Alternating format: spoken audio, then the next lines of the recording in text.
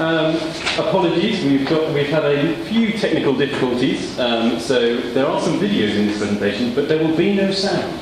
So I'm going to talk over them, and you can imagine what they really sound like. So just a bit of an introduction. So I'm the hopefully soon Dr. Andrew Treharne. Hopefully soon I will be submitting my PhD thesis at the end of March. And I'm going to be talking to you a little bit today about some of the research that I've done as part of that PhD thesis. So the talk is entitled iPlastics, from polymers to tissue engineering. I couldn't think of a title for the talk, and I went up to some of my colleagues and said, well, what should I call it? And they said, well, you work with plastics, you work with eyes, call it iPlastics. And I was like, that's awful, but I'll go with it. So nothing to do with Apple, but I deal with plastics that go into the eye. Today I'm going to explain to you a little bit about plastics and a little bit about eyes, and a little bit about how we're using plastics in eyes for therapeutic benefit. You also find that you've got the little voting cards, the little plastic voting cards.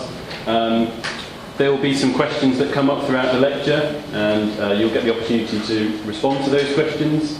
So there'll be options 1, 2 and 3, and you just have to press 1, 2 or 3 on the cards depending on what you want to vote. Just make sure you don't press the go button. Before we actually get into the main bit of the talk, I'd like to talk a little bit about why I got into chemistry in the first place. So my PhD is actually spanning chemistry and medicine, but I'm a chemist by training, so I did an undergraduate degree here, a master's degree in chemistry with medicinal sciences. So I've always done a little of biology, a little bit of chemistry.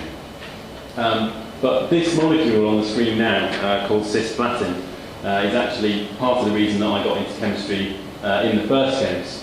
So cisplatin is actually a potent anti-cancer agent. You might have heard of it, you might have not, but it's still used in cancer chemotherapy now. And the story of its discovery, I think, is really interesting. So there were some researchers over in the United States who were investigating whether an electric field could be used to stop the multiplication of bacteria. So they had a tank, they were growing some bacteria, and they put 2 electrodes in and they started an electric field, and lo and behold, it did stop the bacteria cells from multiplying. So they thought, great, this is a great result. Some further investigation revealed that it wasn't actually the electric field that was causing these cells to stop dividing. It was actually the fact that the electrodes were made from platinum, and the platinum was reacting with different things in the culture medium, and was making this molecule, cisplatin. So it's got a platinum atom in the centre, and then 2 chlorine atoms and 2 amine groups on the other side. And this molecule actually binds to DNA in the bacteria and stops the DNA from being able to be reproduced, which stops the cell division.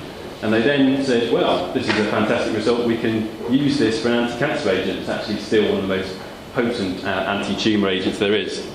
So this inspired me to go into chemistry. I really wanted to do medicinal chemistry and find out if we could use novel chemistry to find things that were of therapeutic benefit. So this is a photo of me when I was a first year, back in 2004, all those years ago, and then I did my master's degree, and in 2008 I graduated with that. I then decided to do a PhD based on my master's project, which was what I've ended up doing now. This is what I'm going to be talking to you a bit more about, which is to do with tissue engineering in the eye. So the photo on the right is last year I got the opportunity to go to the House of Commons and to present my work for the Set for Britain Awards, which is a competition for early career researchers. I actually won the chemistry section and the overall prize in that competition, and I got my award from the lovely Brian Cox, you can see there in the background. Thoroughly nice bloke.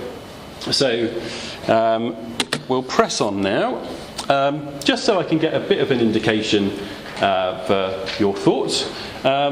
Just wondered how many people here are thinking of studying a science at university. So if you could vote using your cards, that would be great.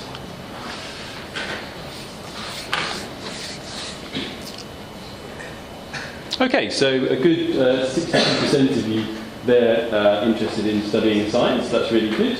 And I hope through this lecture I'll encourage you to go and do that, whether it's whatever field you're thinking about. The no's and the maybes, hopefully I'll be able to convince you either that you actually think science is a really good idea and you'd like to go and do it, or that actually having an interest in science is a good thing to have anyway. So, moving on to my research. So, I deal with putting plastics into people's eyes to stop them from going blind. That's the quick explanation of what I do. But in order to explain to you a little bit more about that, I'd like to talk first about eyes, then a bit about plastics, and then a bit about what we're doing in terms of putting plastics into eyes. So, a good starting point is eyes and how they work. So here we have a cross-section of the mammalian eye. There's all the bits at the front that you usually see, the cornea, the iris and the lens. And then the back surface of the eye, that's the retina. That's the bit where the light hits the eye and it's converted into electrical information that then goes via the optic nerve to the brain, and the brain very cleverly works it all out. So the cells responsible for this conversion of light into electrical information are called photoreceptors. And the retina is covered in photoreceptors of two different types, which I'm going to explain a bit more about. They're rods and they're cones, which you might have already heard of. It's worth pointing out that there's an area of the retina right in the middle called the macula.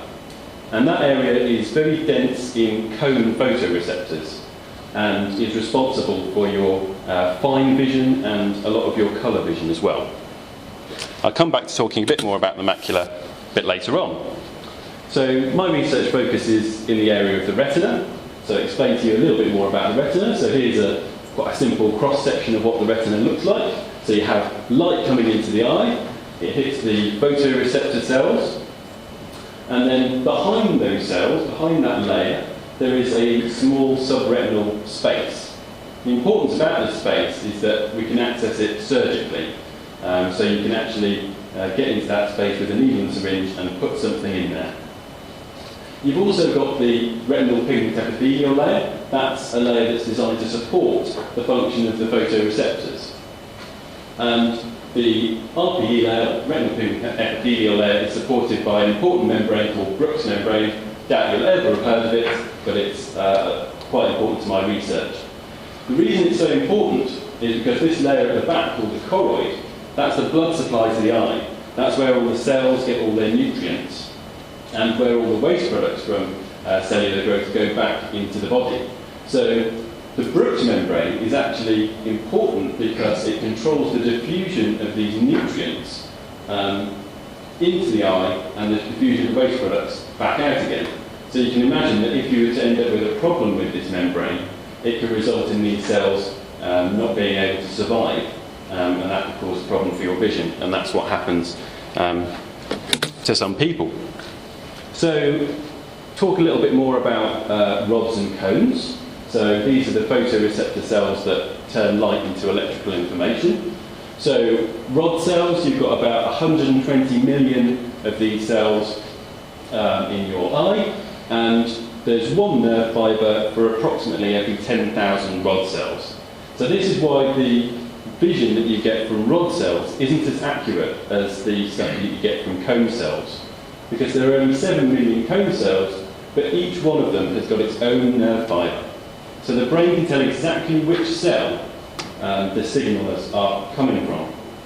So the cone cells are responsible for all your colour vision. There are different types of cones for red, blue and green, and the rod cells are responsible for your sort of black and white and night vision.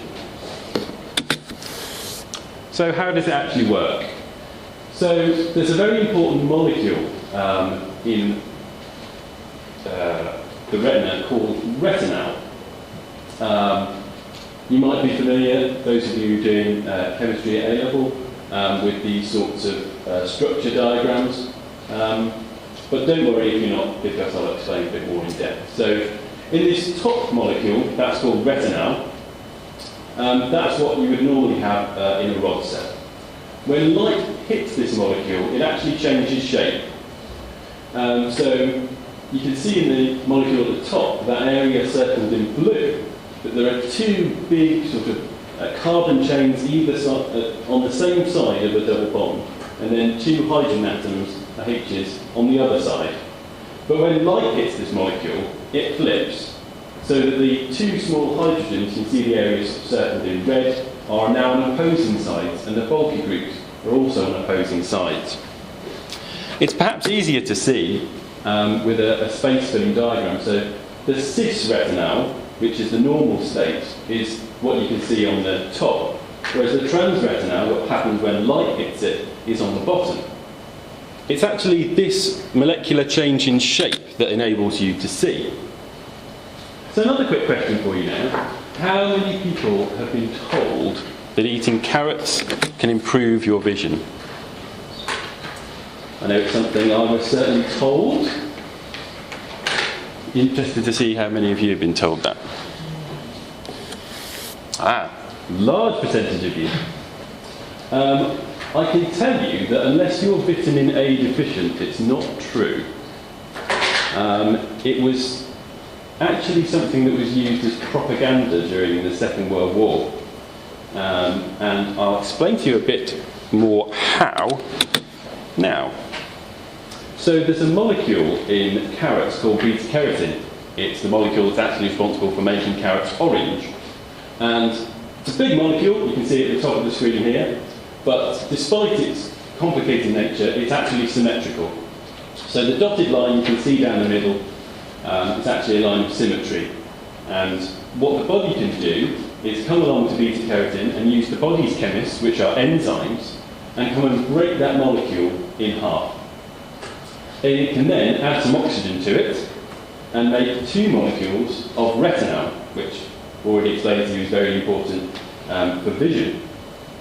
So it is possible for the body to use beta-carotene to make this molecule that's important for your vision. However, it's also possible for the body to convert between retinal and vitamin A. So if you have enough vitamin A in your diet, then the body can easily convert the vitamin A into retinal when needed.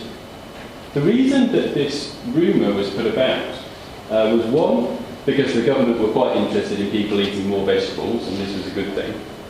And two, that they wanted the Nazis to believe that they had some sort of special agent that was enabling their fighter pilots to be able to see in the dark.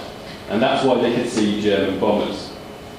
The actual reason that they could see German bombers was because we'd invented airborne interception radar, but obviously they didn't really want people to know this. So the rumour was spread about that the reason that they could see these bombers was because they ate carrots. So this was a great idea, and just goes to show how a little bit of science can be used in political propaganda. So it's important to have a good knowledge of science to make sure you're not missold something. So how does this molecule actually go about causing your vision? So we've already said that it's actually a change in shape.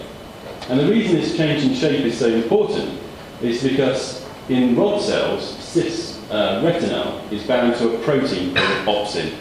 And these two combined make rhodopsin, which you might have heard of in relation to rod cells. So when the cis retinal changes shape, it actually causes the opsin to change shape as well. And the opsin then moves about and changes the shape of some other things, and that cascade causes a nervous impulse, which then goes back to the optic nerve and up to the brain, and that's how you see. So that's what happens in rod cells. So how are cones different? Well, the answer is they're not different by very much.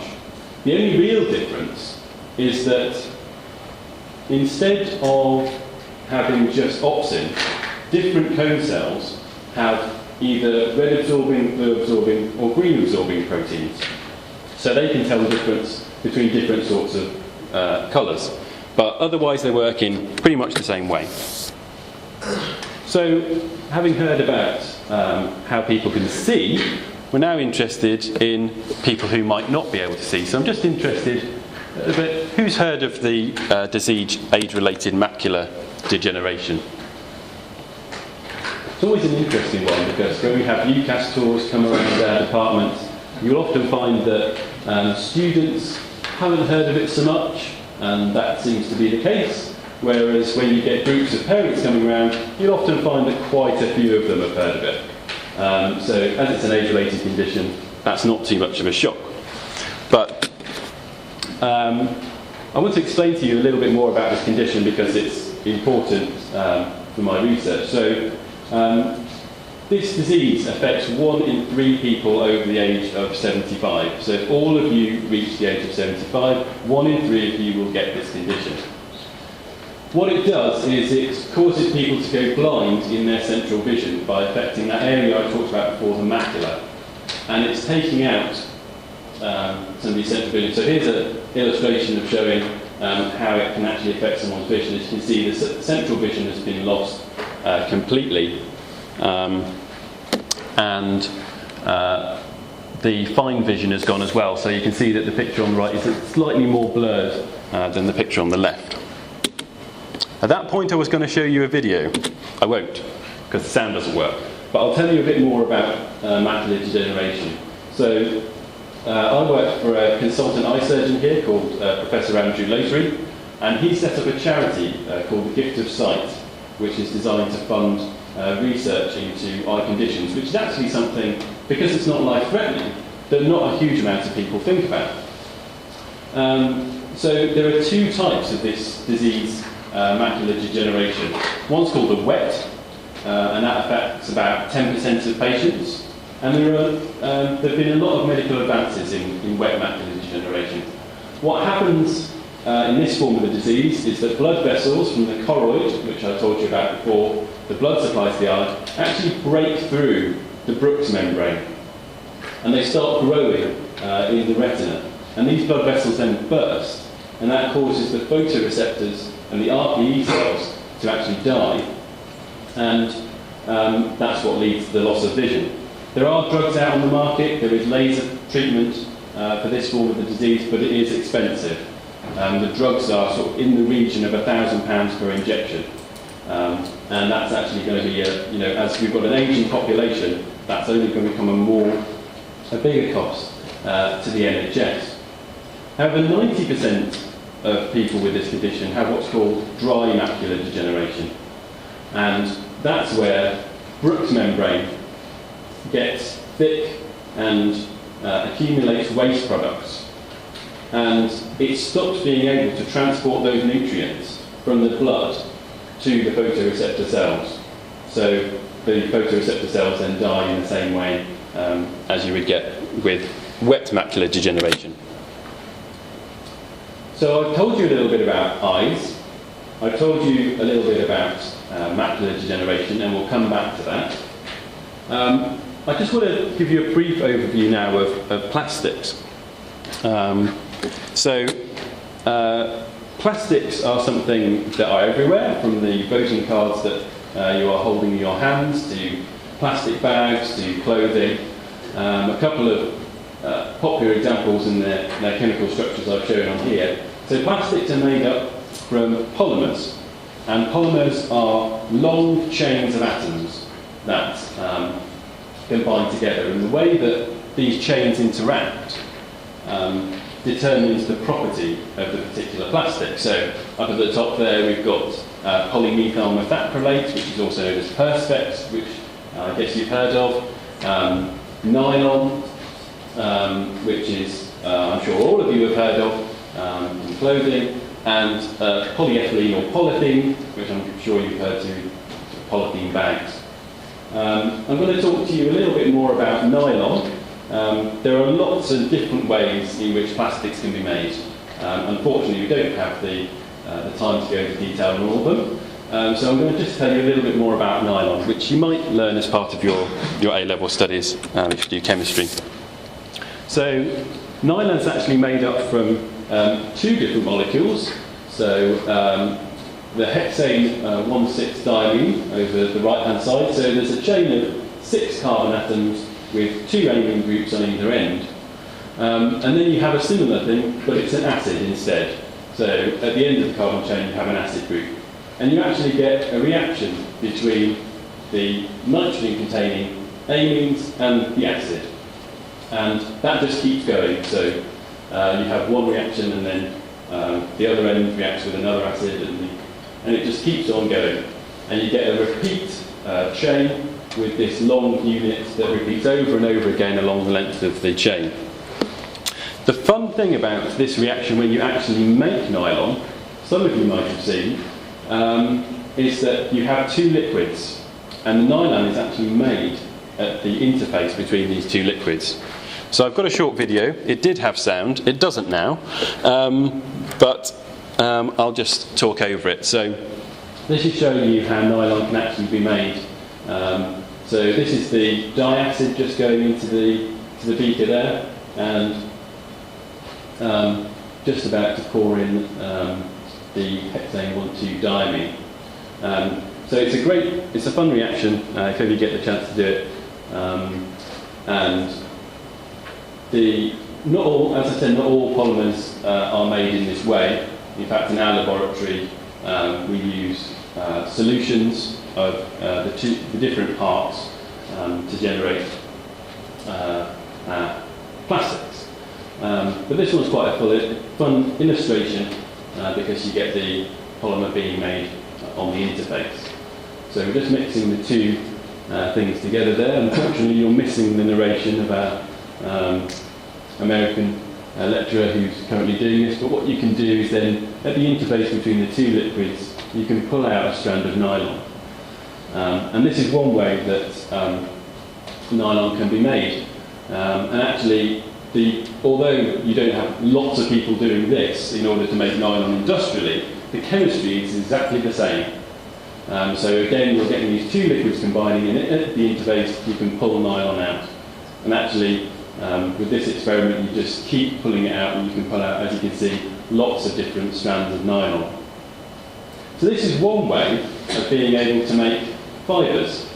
And I'm going to come on to making polymer fibres a bit smaller a bit later on. So let's cut that video a bit shorter. So I've given you a bit of a whistle-stop tour of plastics. I've explained to you a little bit more about how eyes work and how actually there are some conditions that cause people to go blind. I'm now going to come on to what I've actually done as part of my PhD research in terms of trying to find a cure for those people with this age-related blindness.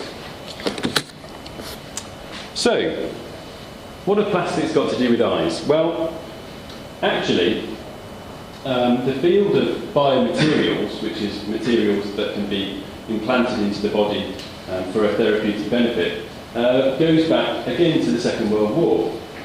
So this British eye surgeon, Sir Harold Ridley, was examining Spitfire pilots who were returning from the Second World War. And he noticed that they actually had shards of plastic in their eyes. They hadn't complained of any problems with their vision. There didn't seem to be any inflammation in the eye, but yet these plastic shards were in there. So a little bit of investigation led him to find out that these were shards of one of the plastics I mentioned before, Perspex, polymethyl methacrylate. And the canopies of the Spitfire were made out of this plastic. So obviously that they got some shards that had gone into their eyes. And Ridley very cleverly thought that if this plastic can be in the eye, and it can be tolerated by the eye, and it's not causing inflammation or any other problems, could it be used as part of a therapy? And indeed, he developed it for that very purpose. So people who have cataracts on their eye, often have to have their lens removed. And he developed a way of using this plastic of just perspex to create an artificial intraocular lens, so something that could go in as a replacement for the human lens. And even though the plastic and the technology's evolved a bit since then, the basic premise of that is still the same. And this really opened up a big field that's now called tissue engineering and regenerative medicine, which enables people to put different things, biodegradable and non-degradable plastics, to regenerate different parts of the body. So I mentioned tissue engineering and regenerative medicine. Just interested if you've heard of either or both of these different terms.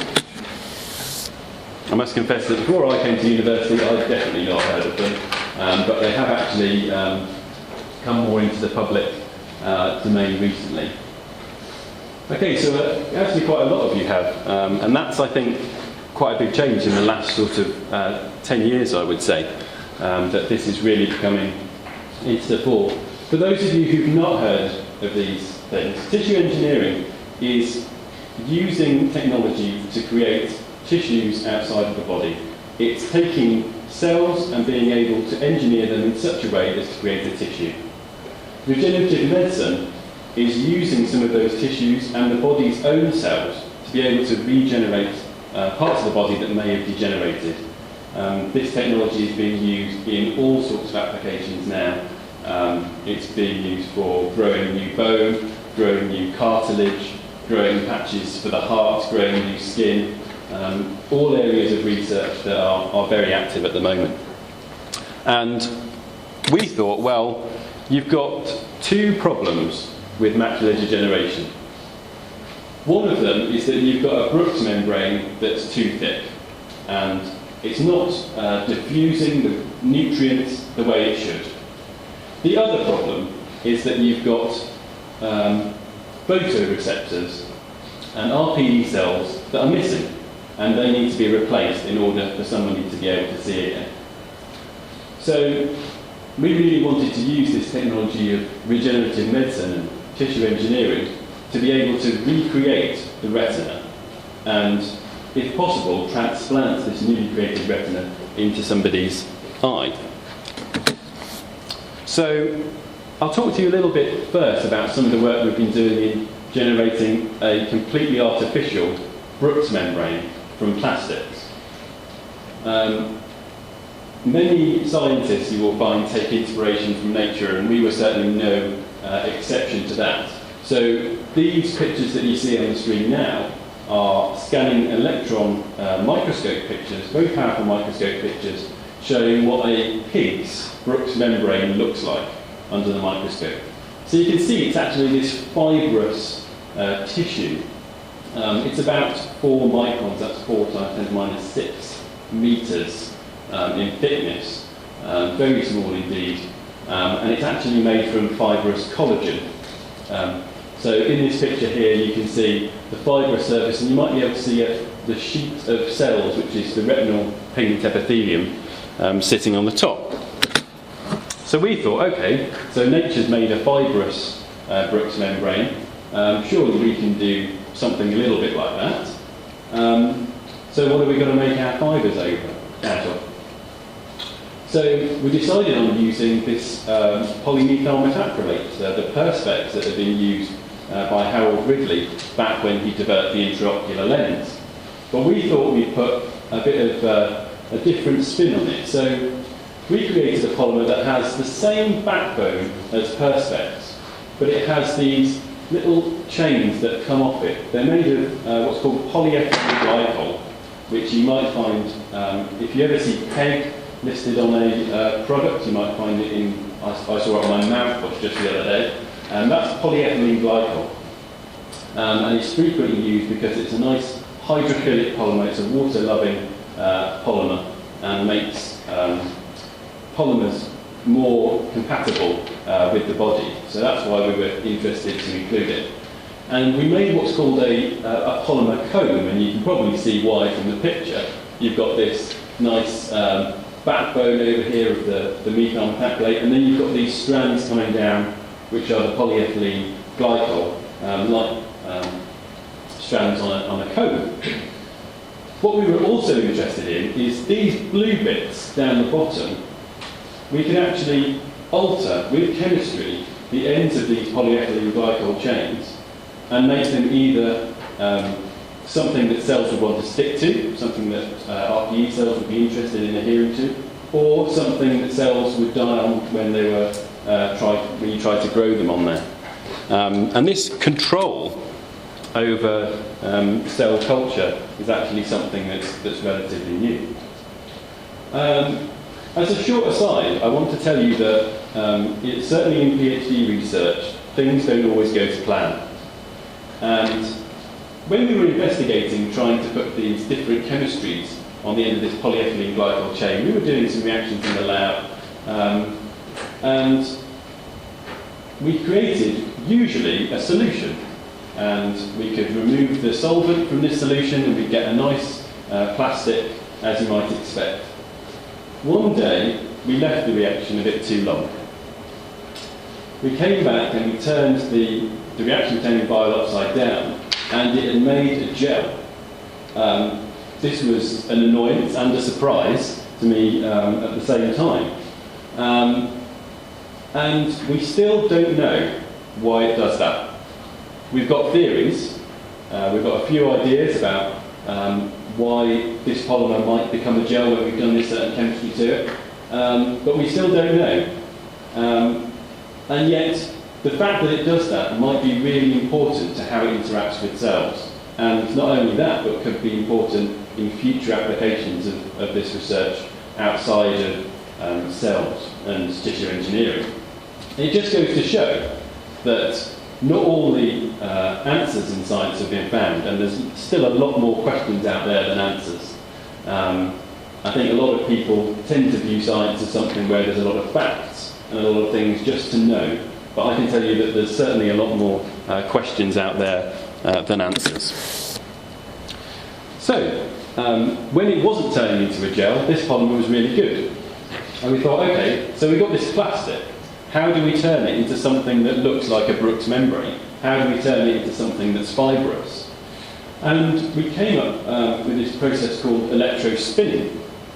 It's been used for quite a number of years now as a method of generating microscopic sized fibres. So it's great fun to do. You've got a needle and syringe, which sits on top of this big red box, which is a syringe driver, which just pushes the polymer solution through this needle and syringe at a set rate. To the end of the needle, you attach a box that produces a voltage of about 15,000 to 20,000 volts, and you just switch it on. And the electrostatic repulsion of the polymer solution as it comes out of this needle pushes these strands of polymer apart, and you get a fibrous structure. So under the scanning electron microscope, here's what you get. You can see you've got these nice strands, and we thought, wow, that looks a little bit like a Brooks membrane. So how would it respond if we actually put the retinal pigment epithelial cells on, the ones that sit on a normal Brooks membrane? So we did that experiment. We got a cell line, which is some RPE cells that had been made immortal, so they just keep on growing and growing and growing, but they were human cells. And you can see in this picture on the left that you've got this fibrous structure with a layer of cells sitting on the surface. And that's just how it would be in the retina. And you can see in the picture on the right, that's a slightly zoomed in view, the bit that has all the stars around it, that's actually a single cell. Now I think a lot of people, when they think of cells, tend to think of them as being round. And this is not always necessarily the case. So you can see there that it's sort of a distorted hexagon, the shape of the cell. And that's actually how you would expect to find these cells in nature. So it's a sort of a cobblestone hexagonal structure that you've got. So that was really pleasing, and we're actually continuing to develop this Brooks membrane. We're currently undertaking some diffusion trials of it to see how exactly nutrients might diffuse over this membrane and how waste products can diffuse back again, because obviously that's going to be something key in developing this artificial membrane. Some of the other research that we've been engaged in is looking at how we can replace the photoreceptors that have been lost that cause this age-related blindness. And if you were, some studies have been done where they got some stem cells and they got a needle and a syringe and they stuck it in the eye and they pushed it in and the cells just went everywhere. Because there was nothing for them to anchor onto, they just sort of floated off individually and died because they couldn't form a tissue. So a number of research groups across the world, including our own, were very interested in how we could actually build some scaffolding for these cells to sit on. Could we build something, just like you would have scaffolding on a house, to hold the house in place before it's fully built? Could we build something that could be a scaffolding for these cells in recreating the retina? So we hit on the idea of using these microspheres. So we created these spheres of a biodegradable plastic, which is already out there being used in surgical sutures. So it's already in a human clinical setting. And we created these small spheres. Again, you've got some scanning electron microscope images here showing these spheres.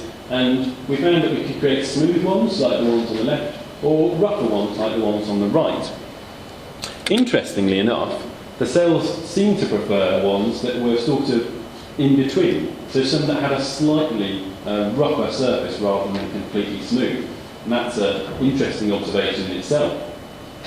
Again, we were interested in, if we're going to use some stem cells perhaps to regenerate some of these cells that have been lost, how do cells respond to being put onto the surface of these spheres? So again, we used our model RPE cells to put onto the surface of these spheres. And again, you can see this nice hexagonal structure of a cell on the surface of our spheres.